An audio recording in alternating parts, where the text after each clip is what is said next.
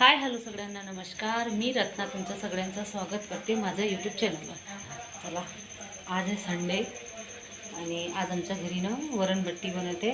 वरणबट्टी म्हणजे बट्टे आहे, वरण नाही केलं मी, की रातचं आमच्या घरी वरण कोणी खात नाही आणि तशी केले तो खात नाही वरण जास्त कोणी. तर मी वांग्याची भाजी करत आहे आणि भात झालेला आहे माझा, भात केला आहे. या सगळे वरणबट्टी खायला. आणि आज संडे असला आमचा खूप छान दिवस गेला संडेचा, जसं गेले पाहिजे तसा.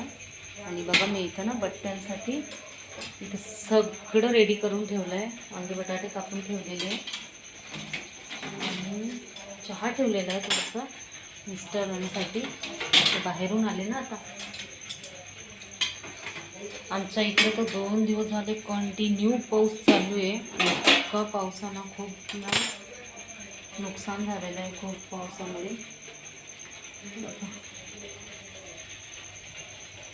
तरी झालेले माझे वाफायला ठेवले होते बघा, झाले थोडेसे राहिलेले काही काही. थोडं अजून 5-1 मिनटं निघून. कोणी कोणी काय करते, हे बट्ट्यांचं जे आहे की नाही ते डायरेक्ट पाणी टाकू पडतं पाण्यात, पण मी अशी वाफून घेते का की जे बी आपण त्याच्यात ते टाकतो ना मग ते पाणी उतरून जाते.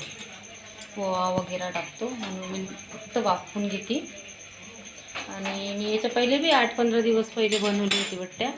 तर माझ्या श्रेयताईला खूप आवडले होते की ते बट्टे तळल्यावर ना खूप असे क्रुम लागतात ना टोस्टसारखे खायला. तर ती म्हणे तसे, त्या दिवशी तर तिनं 2 टाईम तसेच खाल्ले ते बट्ट्या ब्रेडसारखे. आज संडे होता, तर संडेमुळे आजचा दिवस आमचा खूप चांगला गेला. मनासारखं कधी जेवणं, कधी झोपणं, कधी हे काम करणं. फक्त इतकं आहे की संडे असो की काही असो आम्ही उशिरा उठत नाही, कारण की आम्हाला सवय नाही आहे उशिरा उठायची संडेला. बाकी तो सोमवारपासून शनिवारपर्यंत आम्ही 5:30-6ला उठून जातो आणि संडेला आम्ही 6 किंवा 6:30 बस आम्ही बघा कशी करून राहिली. आणि पावसाने इतकं नुकसान केलेलं आहे यावर्षी आमच्या इथे. तो कंटिन्यू 2 दिवस झाले पाऊस पडून राहिला. आज थोडासा म्हणजे आता कमी आहे यावेळेस. तर आता काय 2 दिवस राहिले, नवरात्र आहे ना, 2 दिवसच राहिले. दांडिया बी नाही खेळले बिचारे, पोरी बाया जे खेळतात ना. यावर्षी कोणालाच दांडिया बी नाही, काही नाही. अंदाज मला तर वाटते दसरापर्यंत असंच जाणार आहे पाऊस. तर ठीक आहे, यावर्षी नाही तर पुढच्या वर्षी जोरदार दांडिया दसरा दिवाळी करू.